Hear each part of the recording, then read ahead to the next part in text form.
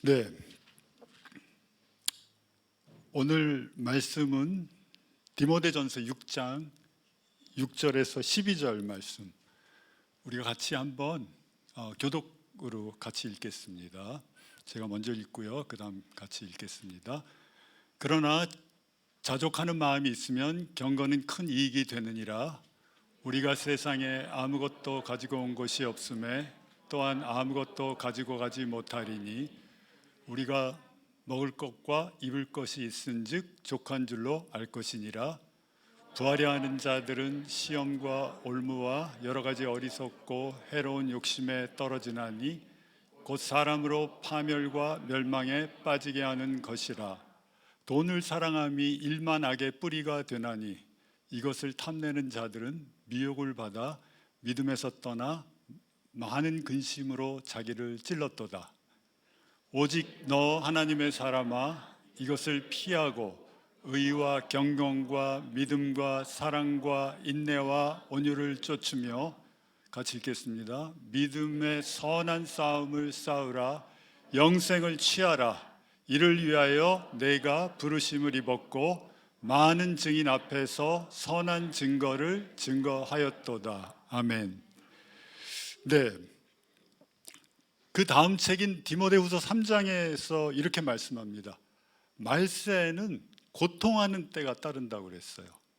그 사람들이 자기를 사랑하고 돈을 사랑한다고, 또 자긍하며 자기를 굉장히 높인다라고, 그 말세에 일어날 고통의 때 일어나는 것들을 말씀하고 있습니다. 그런데 우리가 지금 요즘 코로나 시대 이거 겪으면서 우리가 살고 있는 사회가 어떻죠? 돈 사랑해요. 돈을 막 미칠 정도로 집착해요. 아파트 값이요, 이렇게 하루 자고 나면은 몇 천만 원 올라가 있어요. 몇 백만 원씩 뛰어요. 몇 개월 지나면 몇 억이 뛰는 그런 상황이에요. 그래서 그것을 살 수 없는 사람들은 뭐예요? 자기 가지고 있는 돈이 좀 부족한 사람들은 주식에 투자해요. 주식에 투자하는 건 나쁜 게 아니에요. 근데 그 단기 이익을 목적으로 엄청나게 주식에 뛰어들어요. 그래서 자기가 부족한 것을 주식으로 이렇게 얻어가지고 또 뭐 결국은 아파트를 사든지 뭐 하든지 하려고 그 주식에 뛰어들고 있습니다. 그래서 어떤 용어가 생겨났죠? B2라는 용어 들어보셨어요? B2, 빚내서 투자하는 거예요. 근데 그거보다 더 심각한 말이 뭐냐면 영끌이라는 게 있어요. 영끌 뭔지 아시죠? 영혼까지 끌어서, 그러니까 끌어올 수 있는 모든 것은 끌어서 자기의 영혼까지 끌어가지고 투자하자는 얘기예요. 얼마나 미친 거예요? 완전히 미쳤어요. 그래서 우리 젊은이들 보면은 20, 30대가 많이 주식에 투자해요. 그런데도 불구하고 만약에 집값이 계속 올라가고 있으니까 집을 사는 것을 포기하는 이제 젊은이들이 많이 있어요. 왜냐하면 능력이 안 되니까, 더 이상 이제 쫓아갈 수 없으니까. 그래서 집포족이라는 말이 또 생겼어요. 집 사는 거 포기한 족속들. 그래서 집포족이 뭘 하냐면 대리만족으로, 집은 못 사니까 대리만족으로 뭘 하냐면 외제차를 사요. 그래서 이 코로나 불경기 이 시대에 그 외제차 팔리는 게 막 최고치를 경신하고 있다고 뉴스에서 들었습니다. 그리고 또 무슨 현상이 있죠? 요즘 막 비대면 시대니까 사람들 많이 모이는 곳에 우리가 잘 안 가고 다 집에서 클릭으로 뭐예요? 다 주문하죠. 저도 많이 쿠팡 애용하는데 막 주문하다 보면요, 나중에 내가 뭘 주문했는지도 몰라요. 문자로 계속 오거든요. 뭐 몇 시까지 배송이. 이거 뭐지? 이게 지금 뭐가 오고 있는 거지? 결국은 박스 집에 가서 뜯어보고 나서야 이거 주문했었지? 라고, 그리고 계속해서 우리가 거기 이렇게 말려 들어가는 것 같아요. 내가 하나 이렇게 이제 뭐 하나 원하는 거 찾아보면 나중에 쿠팡에서 뭐 그런 데서 이렇게 보내줘요. 이와 비슷한 상품들 이런 것들이 있습니다라고 우리를 계속해서 끌고 들어가요. 클릭하게끔 만들어요. 그런데요, 이건 조금 이거보다도 심한 게 있습니다. 비트코인 들어보셨죠? 제가 몇 년 전에 친구들하고 만나서 비트코인이 2,000불 할 때 얘기했어요. 와, 2,000불 주고 어떻게 비트코인을 사냐? 그렇게 올라갔는데. 그 몇 년 전으로 기억해요. 근데 요즘 비트코인 값이 얼마인지 아세요? 5만 불이 넘었어요. 예, 우리 돈으로 따지면 5,400만 원까지. 한 2,000불 하던 게 200만 원 정도 하던 게 5,400만 원까지 뛰었어요. 그 지난번 뉴스에 한번 보니까 비트코인 10년 전쯤에 미국에서 어떤 한 사람이 비트코인 처음 시작할 때 비트코인 10,000개로 피자 2판을 주문해서 샀어요. 그때 비트코인 가격이 5원이었어요. 5원, 우리나라 돈 밸류로 5원 정도 했을 때예요. 그러니까 5만 원에 피자 2판 사서 주문해서 먹은 거예요. 그 비트코인 10,000개를 지금의 시세로 환산하면 피자 한 판을 2,500억 원에 사서 먹은 게 돼요. 와우. 근데 그 사람 인터뷰할 때 나는 괜찮습니다. 전혀 거기에 대해서 미련이 없습니다. 라고 인터뷰하더라고요. 지금 이렇게 막 돈의 열풍이 불고 있는 사회에 우리가 살고 있습니다. 그래서 거기 내가 만약에 이렇게 거길 쫓아가지 못하면 좀 이렇게 소외감도 느끼고, 저는 저와는 별개의 얘기로 다 들려요. 다른 나라에 있는 얘기처럼 저한테는 들리는데, 자, 그렇다면 우리가 성경으로 한번 가보겠습니다. 성경에 보면요, 구약의 역사상 가장 풍성했고 가장 부유했던 사람이 있어요. 누군지 아시죠? 솔로몬 왕이에요. 솔로몬 왕 당시에 하나님께서 지혜로 축복해 주시고 물질로도 축복해 주셔서 그 솔로몬이 왕이던 당시에 예루살렘에서는 금이 너무너무 많았어요. 넘쳐났어요, 금이. 그래서 은은 뭘로 여겼냐면 돌멩이처럼 여겼어요. 은은 그냥 취급도 안 했어요. 금이 너무 풍성하니까. 그런 풍요로움을 누리고 그렇게 살았던 솔로몬이 잠언 27장 20절에 보면 이렇게 고백하고 있습니다. 우리가 한번 같이 읽겠습니다. 시작.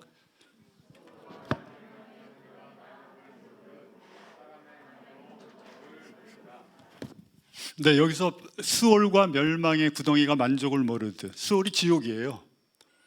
지옥과 멸망의 구덩이가 만족을 몰라요. 계속해서 원해요. 우리 영혼들, 사람들을 원해요. 계속해서 빨아들여요. 만족할 수가 없어요. 그렇듯이 우리의 사람의 눈도 만족을 모른다라고 솔로몬이 고백하고 있어요. 그렇게 모든 걸 누렸던 사람이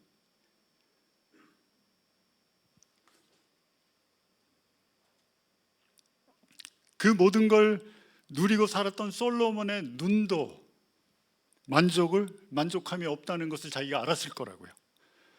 더구나 이제 그 다음 책 전도서죠. 전도서의 저자도 솔로몬, 잠언의 저자도 솔로몬이고 전도서의 저자도 솔로몬인데 솔로몬 1장 2절에 보면 이렇게 말씀합니다. 우리가 잘 아는 거예요. 전도자가 말한다. 헛되고 헛되다. 헛되고 헛되다. 모든 것이 헛되다. 여기서 헛되다라는 그 원어의 문자적 의미는 뭐냐면 비누거품이에요. 비누거품 아시죠? 우리가 이렇게 쓰는 비누거품보다도 후 하면 이렇게 크게 나는 비누거품 있죠. 그 비누거품이에요. 헛되다라는 말이. 그럼 이 말씀을 이렇게 할 수가 있죠. 비누거품이며 비누거품이고 비누거품이다. 모든 것이 비누거품이다. 비누거품 어때요? 굉장히 아주 아이들한테는 굉장히 경이롭죠. 막 쫓아가죠. 거품이 막 나오면. 근데 어떻게 돼요? 결국은 뻥 터지면 아무것도 없어요. 사라져 버려요. 그냥 남는 게 없어요.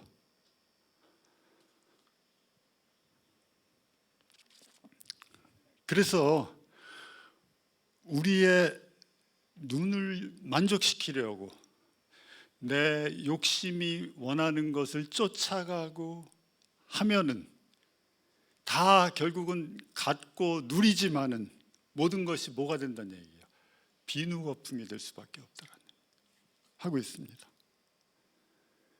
그리고 전도서 1장 8절에 이렇게 고백합니다. 만물이 지쳐 있음을 사람이 말로 다 나타낼 수 없다. 눈은 보아도 만족하지 않으며 귀는 들어도 지치지 않는다. 예, 만족이 없어요. 아무리 들어도 지치지 않아요. 무슨 얘기를 듣는지 지칠만도 한데 계속해서 들어도 지치지 않고 만족이 없고, 그래서 우리가 이렇게 쫓아가는 게 내가 추구하고 내가 원하고 내가 막 불만족해서 막 쫓아가고 더 하면서 쫓아가는 게 마치 신기루 같아요.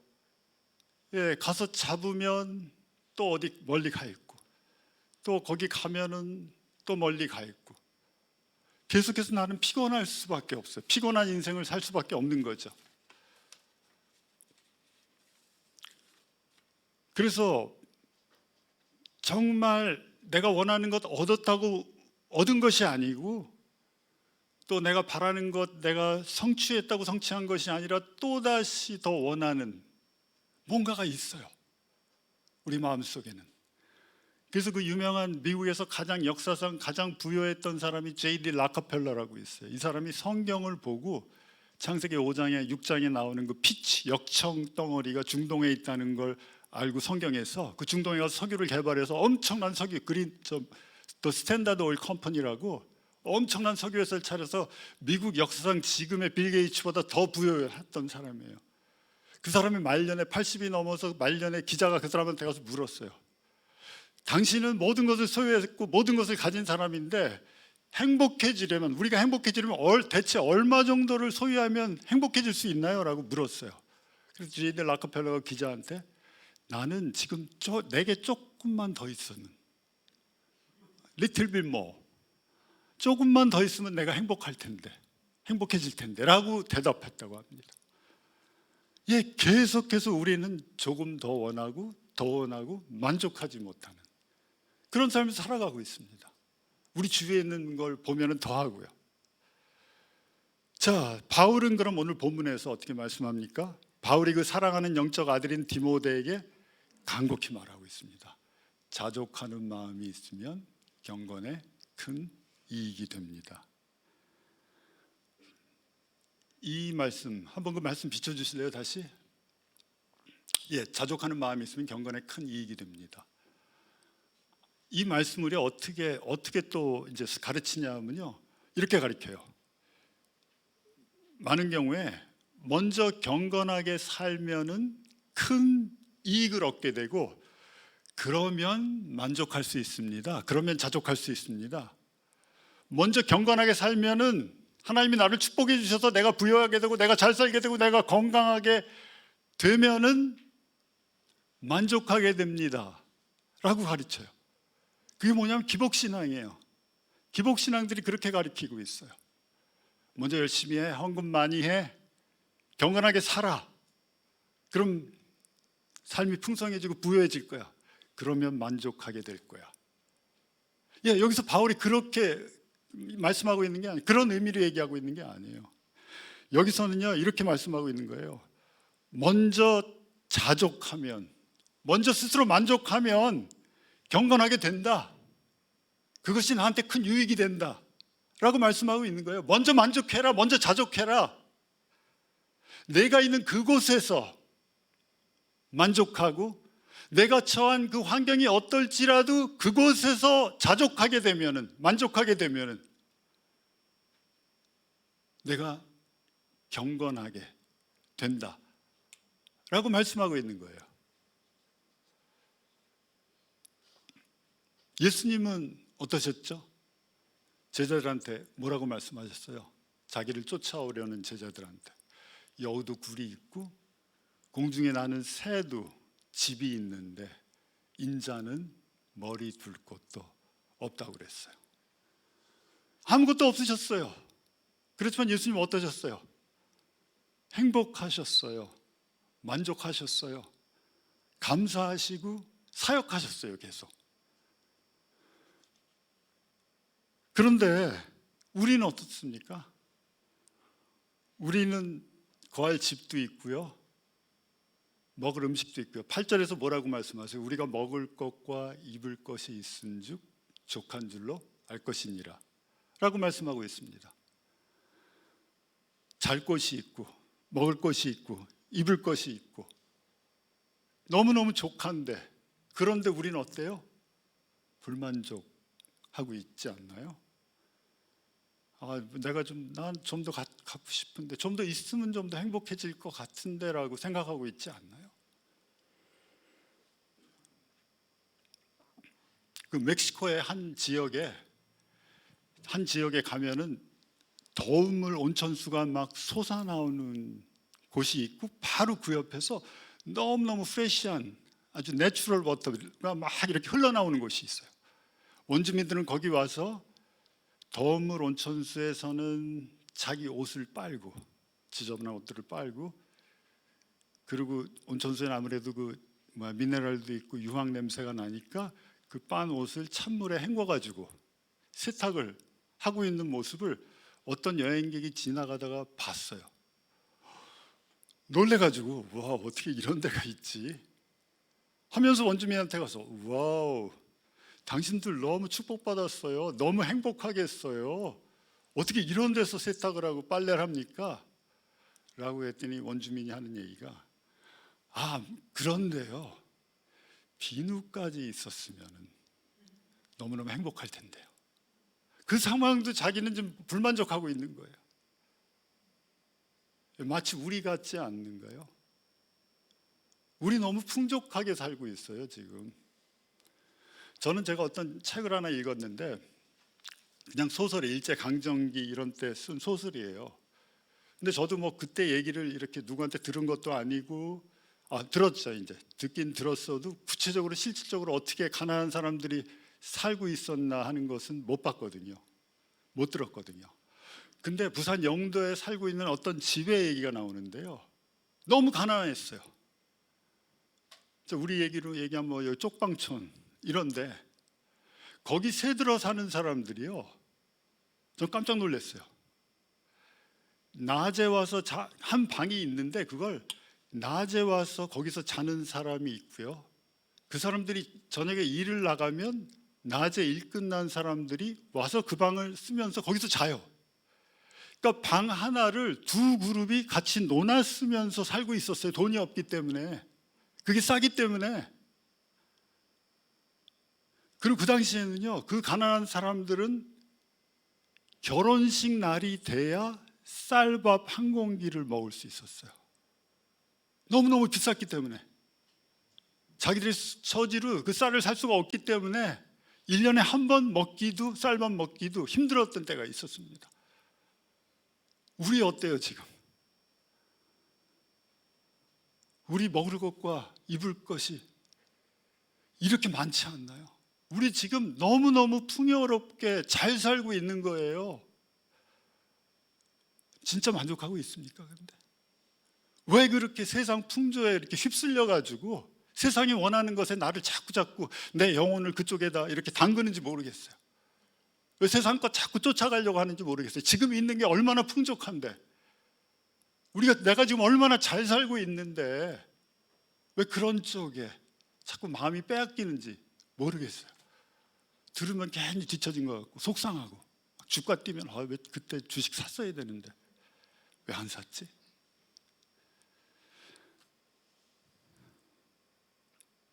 그래서 진정한 경건은 내가 지금 가지고 있는 것에서 만족하는 것이에요. 진짜 만족하면 내가 가지고 있는 것에서 경건의 삶 속으로, 경건으로 들어갈 수가 있어요. 근데 불만족하고 나 왜 이렇게 불행하지 하면은 경건으로부터 진짜 경건을 못 누리게 되죠. 정말 신실하고 독실하고 예수님 사랑에 빠지고 주님과 동행하고 주님께 가까이 나가고 주님으로 만족하고, 성령님이 나한테 이렇게 내가 그 주님 안에서 내가 얼마나 풍족한지를 못 느끼고 사는 거예요. 만족하지 못하면.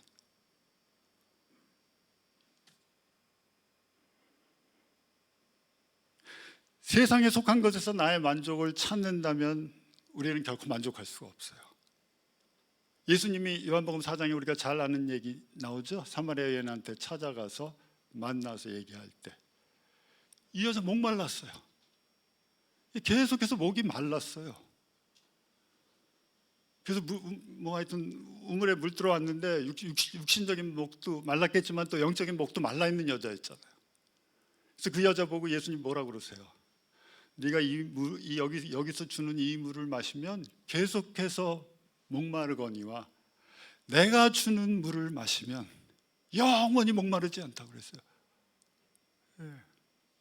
내가 주는 물은 내 속에서 영원히 샘솟는 물이 되리라고 말씀하고 있습니다. 그 여자한테. 그랬더니 그 여자가 그런 물 나한테 좀 주십시오 하면서 나열로가 일어나고 내가 그리스도라고 여자한테 예수님께서 처음으로 고백하는 것을 우리가 볼 수가 있죠.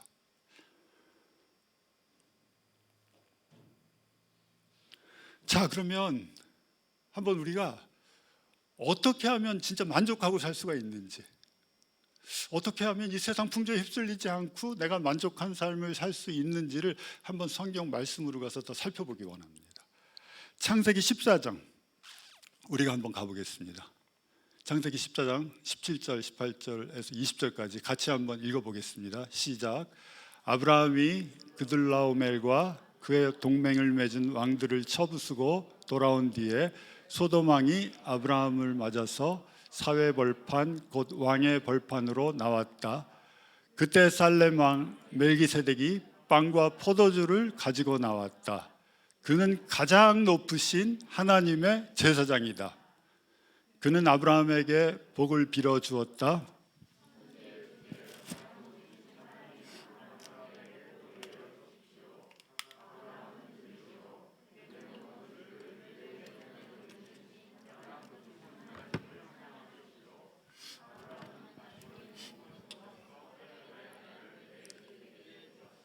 네, 이게 창세기 14장 우리가 잘 아는 구절이죠. 아브라함이요, 이제 갈대아 우르 지금의 이라크 땅을 떠나서 하란이라는 곳에 와서 머물렀어요. 그래서 아버지 데라가 죽은 후에 이제 하나님께서 아브라함한테 말씀하신 약속의 땅을 향하여 갔고, 약속의 땅에 도착할 때 그 조카 롯이 또 동행했어요. 그래서 그 땅에 도착해서 같이 사는데 하나님이 그들을 축복해 주셨어요. 많이 여러 가지 사건들을 통해서 많이 축복해 주셨고, 이제는 굉장히 소유가 많아졌어요.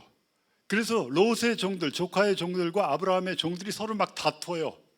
같은 곳에 비비고 사니까. 그래서 아브라함이 롯을 데리고 벌판으로 갔습니다. 야 아브라함아, 롯, 지금 네 종하고 우리 종들이 지금 서로 다투고 있는데 이렇게 하자. 여기서 네가 네 눈에 보기에 좋은 곳을 택해서 네가 거기를 차지하면 나는 그 반대를 차지하고, 동쪽으로 가면 내가 서쪽으로 가겠고, 북쪽으로 가면 내가 남쪽으로 가겠고, 이렇게 하자. 한번 봐라, 어디로 네가 갈지. 그랬더니 동쪽을 이렇게 쳐다보니까 막 물이 막 흐르고 막 푸른 초장이 펼쳐져 있고 막 그런 땅이 보였어요. 롯이 어떻게 했어요? 나 저쪽 택할게요. 아저씨 저쪽 택해서 내가 거기 살겠습니다. 그래서 롯은 그 푸른 초장 보이는 물이 넉넉한 땅을 택해서 글로 이제 들어가게 됩니다. 그런데 그 푸른 초장의 중심에는 뭐가 있었냐면 소돔이 있었어요. 그래서 롯은 더 소돔 가까이 더 가게 됩니다. 계속해서 소돔 쪽으로 이렇게 옮겨가게 됩니다. 이제 그렇게 상황이 펼쳐졌는데 소돔 북쪽에 있던 왕들이 연합을 해가지고 이 소돔과 고모라를 치러 내려와요. 그래서 막 전쟁을 벌이면서 많은 사람들을 사로잡아가고 모든 물건들을 막 탈취해서 갔는데, 그때 롯도 붙잡혀 갔다는 소리를 아브라함이 듣고요, 자기가 이제 훈련된 종들을 300명 이상 데리고 막 쫓아 올라가요. 그래서 롯을 구하고 뺏겼던 물건들을 다 탈취해서 이제 남쪽으로 내려오고 있습니다. 그럴 때 17절 한번 보여주실래요? 그러면서 그때 돌아오는데 소돔 왕이 아브라함을 맞아서 벌판으로 나왔고, 그때 누가 또 나왔어요? 살렘 왕 멜기세덱은 빵과 포도주를 가지고 나왔습니다. 그는 가장 높으신 하나님의 제사장이었어요. 정말로 소돔 왕도 나왔고 멜기세덱도 나왔어요. 멜기세덱 누구죠? 신비하고 경이롭고 놀라운 사람이에요. 멜기세덱은 우리가 이렇게 얘기하죠. 신학적으로는 예수님의 현현이라고 얘기해요. 크리스토퍼미라고 해서 예수님이 성육 육신의 몸을 입고 이 세상에 오시기 전에 미리 사람들한테 이렇게 보여주시는 거예요. 예, 멜기세덱이 예수님이신데 이렇게 아브라함한테 와서 자기 자신을 이렇게 보여주고 있어요. 멜은 무슨 뜻이냐면 왕이란 뜻이고요. 세덱은 righteousness예요. 의. 뭐예요? 멜기세덱 하면 의의 왕이에요. 살렘 왕 뭐죠? 살렘 왕. 저는 처음에 이 구절을 읽을 때 이 멜기세덱은 살렘이라는 곳의 왕이었구나라고 생각했어요. 살렘은 뭐예요? 샬롬. 평강의 왕, 평화의 왕이란 뜻이에요. 멜기세덱은 평화의 왕이고 의의 왕이에요. 누구예요? 예수 그리스도이세요. 그 멜기세덱이 와서 아브라함을 맞으러 나오는데 뭘 들고 나오죠? 빵과 포도주 같구나. 이 빵과 포도주는 큰 의미가 있죠. 뭐예요? 우리가 지금 생각하면 성찬이에요. 성찬에 엄청난 의미가 있는 거예요. 빵과 포도주를 아브라함한테 들고 나왔다는 건. 그리고 그는 누구였다라고 말씀하고 있습니까? 하나님, 지극히 높으신 하나님의 제사장이었어요. 구약에 보면요, 왕이면 왕이고 제사장이면 제사장이었어요. 절대 이거를 이렇게 공유할 수 없었어요. 예, 구약은 왜 공유할 수 없었습니까? 그러니까 왕이 제사장 역할하면 큰일 나요. 사울처럼 아주 큰일 납니다. 하나님이 왜 그렇게 하셨을까요? 왕과 제사장을 공유할 수 있는 자리는 비워두셨어요. 누구를 위해서요? 예수 그리스도를 위해서. 하나님께서 비워두셨어요. 이 자리는 그 누구도 가지 못하는 자리야. 왕이면 왕이고 너희들은 제사장이면 제사장이야. 오직 예수님만이 왕이시고 제사장이시고 선지자셔. 메시아, 그리스도, 이 세 가지를 충족하시는 기름 부으신 왕이시고 기름 부음 받은 제사장이고 기름 부음 받은 선지자, 이 자리는 예수님밖에 없어 라고 리저브 해놨기 때문에 그 누구도 같이 공유할 수 없었던 거죠. 그런데 그 멜기세덱에게 아브라함이 한 일이 뭐죠? 10분의 1을 드렸어요. 그리고 그를 경배했습니다. 예배했습니다. 그때 21절에 보면은 소돔 왕이 아브라함에게 나옵니다. 나와서 뭐라고 말씀하냐면 이렇게 말씀합니다. 사람들은 나에게 돌려주고 물건은 그대가 가지고 가시오. 소돔 왕 어떤 사람이에요? 이 세상을 대표하는 사람이에요. 가장 악하고 세상적이고 물질적이고 성적으로 완전히 타락해 있던 그 왕이에요. 그 왕이 아브라함한테 뭐라고 얘기하고 있어요? 야, 네가 취한 물질은 다 가져가. 대신에 사람들을 나한테 보내. 그 영혼들을 나한테 보내. 누가 하는 말 같죠? 사탄이 하는 말이에요. 사탄이 뭐예요? 야, 네가 원하는 물질 다 가져.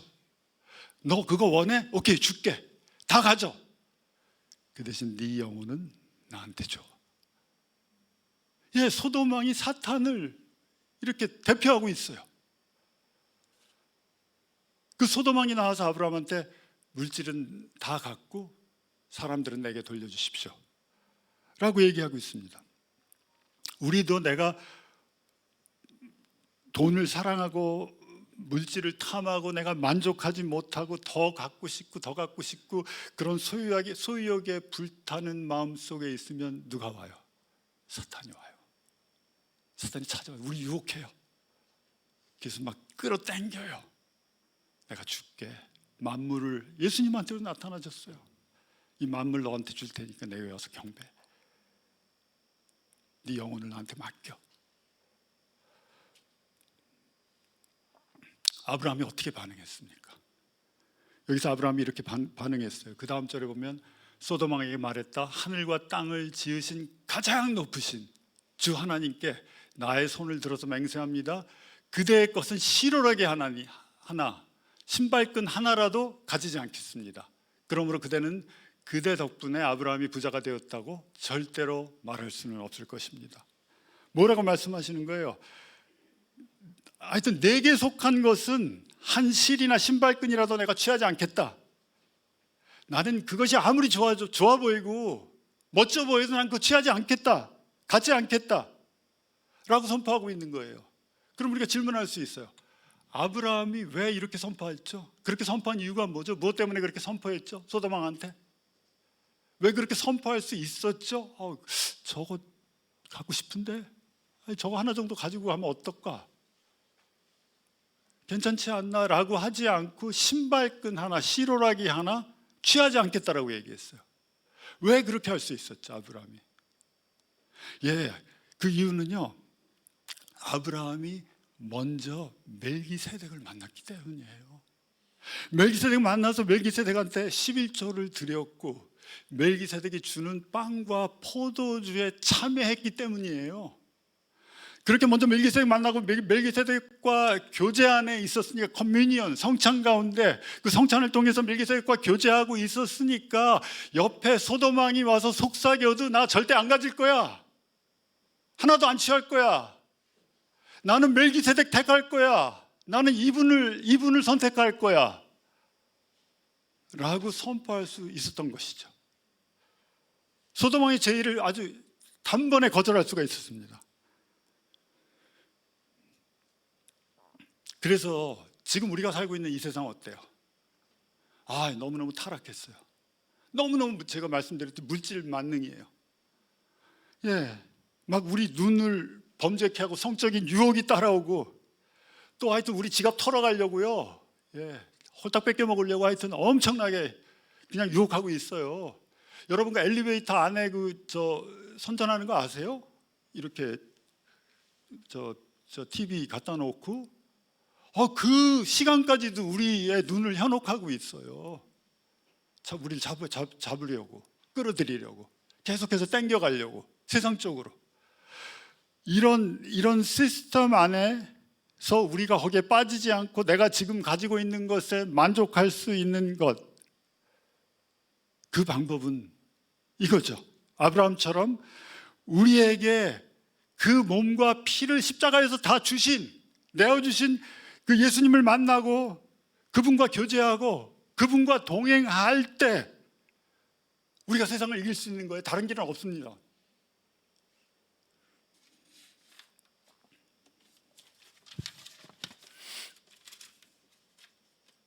여러분, 부자를 어떻게 정의하세요? 부자. 여기 이제 부요한 돈을 사랑하는 것과 부유한 자들에게 명하라라고 이제 그 다음에 말씀하고 있는데 바울이, 부자는 뭐죠? 부자는 이렇게 정의할 수가 있을 거예요. 내가 원하는 것을 다 가질 수 있는 사람. 돈이 많기 때문에 내가 원하는 것 가질 수 있어요. 근데 원하는 것 가지면 어떻게 해요? 또 원하는 게 생겨요. 또 가져야 돼요. 그거 가지면 어떻게 돼요? 또 원하는 게 생겨요. 더 좋은 게, 더 비싼 게 계속해서 가질 수밖에 없어요. 내면이, 부자는 겉은 부자지만 뭐예요? 내면은, 실질적으로 보면, 구체적으로 보면 내면은 가난한 사람이에요. 그런데 진짜 부유한 사람은 어떤 사람이죠? 부자는 자기가 원하는 것을 가질 수 있는 사람이 부자인데, 진정한 부자는 자기가 갖고 있는 것이 원하는 것이 되는 사람이에요. 무슨 얘기예요? 자기가 갖고 있는 게 원하는 게 돼버렸어요.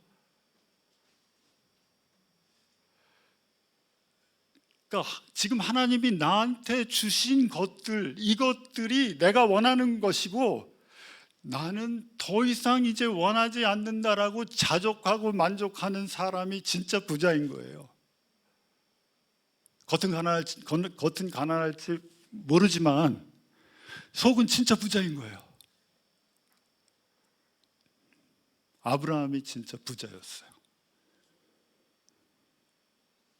소돔 왕이 주는 것 대신에, 내 육이 원하는 것을 얻는 것 대신에 멜기세덱이 주는 것으로 만족하고 기뻐했어요.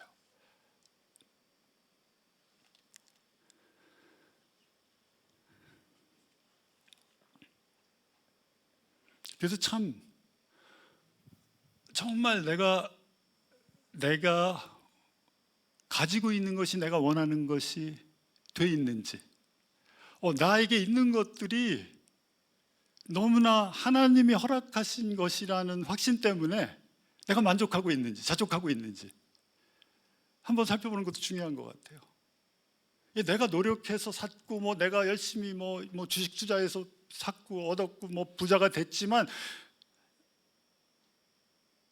그게 내가 한 게 아니라 하나님이 해주신 거다라고 여길 수 있는 그런 마음이 있는지 한번 생각해 보세요.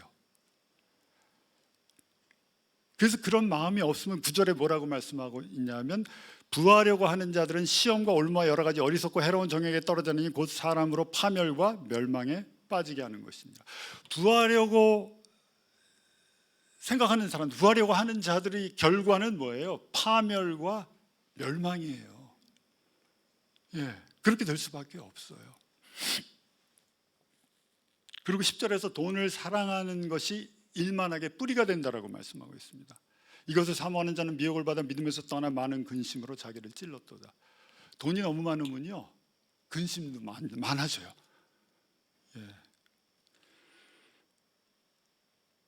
그 돈은 여기 17절에 이렇게 말씀하고 있습니다. 덧없는 재물에 소망을 두지 말고 오직 우리에게 모든 것을 풍성히 주셔서 즐기게 하시는 하나님께 소망 두라. 그래서 덧없는 재물의 뜻이 뭐냐면 불확실한 재물이에요. 재물은요, 불확실한 거예요. 확실하지 않아요.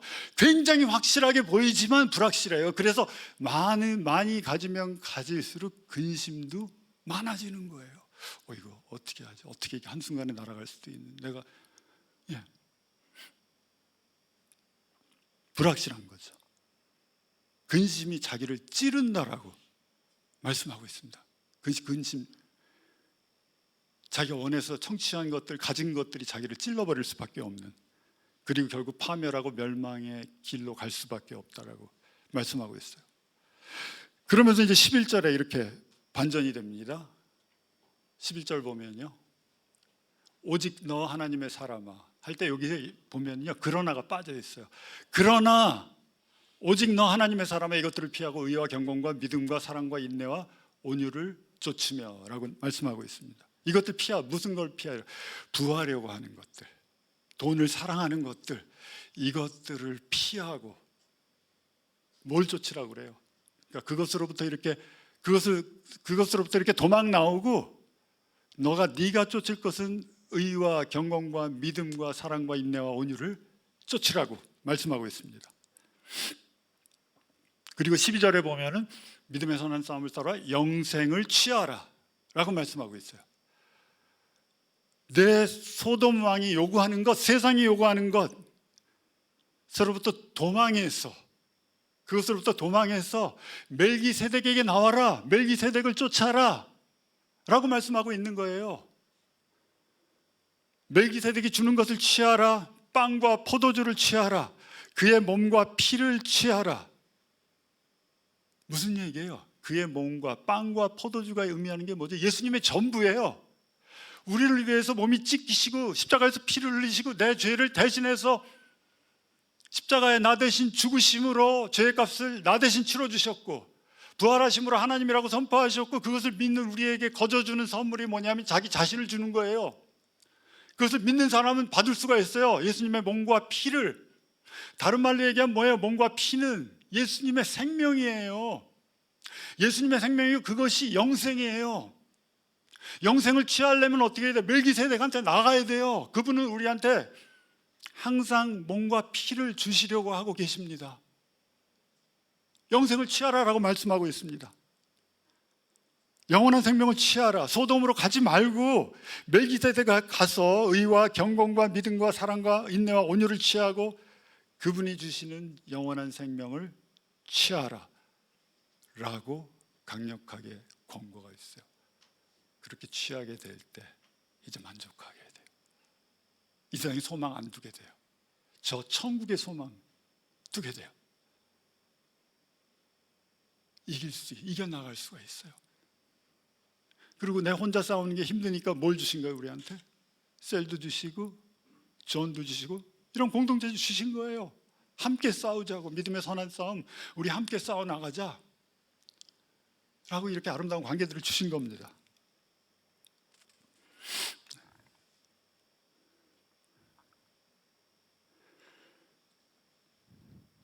그래서 이 세상에 소망을 두지 않고 하나님께 소망을 둘 때 우리는 우리 상황과 우리가 갖고 있는 것에 상관없이 자족할 수 있게 됩니다. 만족하게 됩니다. 한번 나는 지금 자족하고 있습니까?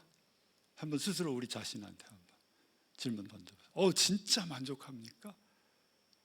시편 23편에 다윗이 여호와는 나의 목자시니 내게 부족함이 없으리라 할 때 부족함이 없다는 게 I shall not want. 나는 원하는 게 하나도 없어요. 정말 원하는 게 하나도 없습니까? 예, 주님이 계시기 때문에, 여호와가 나의 목자가 되시기 때문에, 멜기세덱이 나한테 빵과 포도주를 매일매일 매 예배 때마다 공급해 주시기 때문에 나는 정말 원하는 게 아무것도 없습니까? 그게 자족이에요. 그 상태로 들어가는 것. 그렇게 자족하게 되면은 경건하게 되고, 그리고 경건하게 되면은 그것이 나에게 영적인 삶에 있어서 너무나 큰 이익이 되는 거예요. 그래서 우리가 아직 앞으로 코로나가 1년 더 가야 될지, 1년이 더 갈지 어떨지 언제 끝나게 될지 잘 모릅니다. 그런데 어려운 기간이 아직 우리 앞에 남아 있어요. 근데 저는 그렇게 생각해요. 제가 예수님 믿고 그동안 30몇 년 이렇게 온 거 생각하면요, 이렇게 돌이켜보면 어려울 땐 진짜 힘들잖아요. 어떤 일이 벌어질지도 모르고, 어떤 위기 상황이 올지도 모르고, 재정적으로도 그렇고 관계적으로 깨질 수도 있고, 부부관계가 나빠질 수도 있고, 힘들어질 수도 있고, 여러 가지 위기 상황이 오는데, 지금 와서 돌이켜보면 그때 어려운 시기가 정말 저에게는 축복의 시기였어요. 예. 오히려 풍족하고 여유롭고 모든 게 잘 풀리고 이럴 때는 그렇게 하나님 찾지 않았어요. 그래서 우리 각자 처한 상황이 달라요. 지금 이런 상황에 어떻게 자족할 수 있겠습니까? 라고 물어볼 수도 있어요. 내 상황이 이런데 목사님 모르셔서 그러시죠. 내 상황이 이런데요 라고 얘기할 수도 있어요. 예, 그런데 그 시편 84편 11절에 보면 이렇게 말씀하세요. 정직히 행하는 자에게 하나님께서는 가장 좋은 것을 주신다고 그랬어요. 그 가장 좋은 것이 우리는 몰라요. 내가 좋은 것하고 하나님이 좋은 것하고 이렇게 삭갈려요. 이거 주셔야 이게 좋은 건데, 아니, 하나님이 주시는 좋은 것은 내가 생각하는 것과 달라요. 어려운 상황이 좋은 것일 수도 있고요, 불편한 관계가, 깨진 관계가 좋은 것일 수도 있고요. 그런 과정을 겪음으로써, 겪어나가면서 우리가 감사할 수밖에 없고, 경건의 삶으로 들어갈 수밖에 없고, 하나님도 찾을 수밖에 없고, 기도할 수밖에 없고, 주님께 더 가까이 갈 수밖에 없잖아요. 예, 그래서 정말 하나님이 나한테 허락하신 모든 것들, 좋은 것들 혹은 내가 지금 힘든 것들, 이 모든 것들이 하나님이 나한테 허락하신 거다 라는 것을 받아들이고 만족하시면서 만족하시면은 하나님한테 감사하게 돼요. 감사하게 되면은 경건의 삶으로 들어갈 수가 있고요. 그러면서 더 하나님께 소망을 두고 우리가 살아갈 수 있게 됩니다. 예, 그래서 저도 그렇고, 이거 저한테 하는 말씀이에요. 저도 어려워요. 힘들고.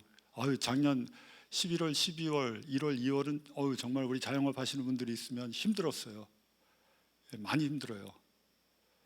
예, 어려운 상황이지만 그래도 이 세상 재물에다가 소망을 안 두고, 그 불확실한 재물에 소망을 안 두고 하나님께 소망을 두고 만족하면서 감사하면서 이 어려운 시기를 함께 극복해 나가는 저와 여러분들이 되기를 간절히 축원합니다. 같이 기도하고 하면서 나가시겠습니다.